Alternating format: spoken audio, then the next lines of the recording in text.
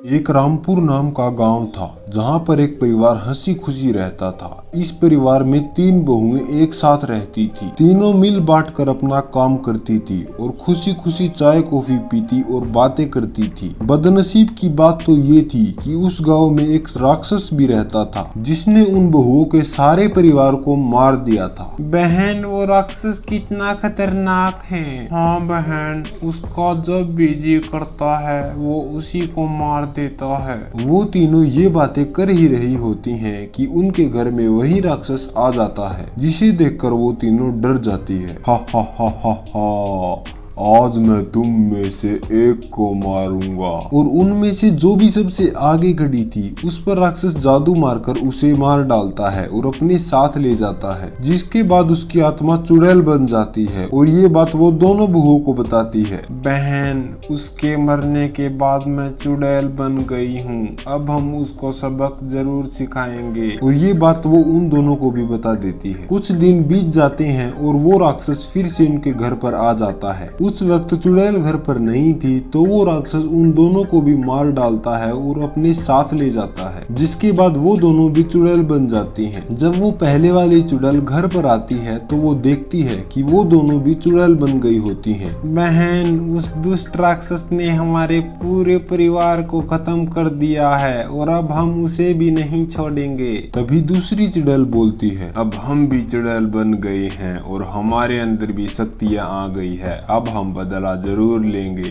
ये कहकर वो तीनों चुड़ैल रात होने का इंतजार करती हैं और रात होते ही तीनों चुड़ैल राक्षस को ढूंढने चली जाती हैं। वो ढूंढते ढूंढते जंगल में चली जाती हैं और देखती हैं कि राक्षस पेड़ पर बैठकर आराम कर रहा था। देखो बहन, ये दुष्ट हमें मारकर कैसे सो रहा है। तभी उनमें से एक चुड़ैल उसके ऊपर शक्ति मारती है और वो राक्षस नीचे गिर जाता है और तीनों चुड़ैल और राक्षस के बीच में भयंकर लड़ाई हो जाती है। राक्षस उन तीनों चुड़ैलों का एक साथ सामना नहीं कर पाता और ज्यादा देर तक नहीं टिक पाता और चुड़ैल अपनी शक्तियों का प्रयोग करके उसे मार डालती हैं और उन तीनों चुड़ैलों की आत्मा को शांति मिल जाती है। इस कहानी से हमें ये शिक्षा मिलती है कि अगर कोई किसी के साथ बुरा करता है तो उसके साथ भी बुरा ही होगा।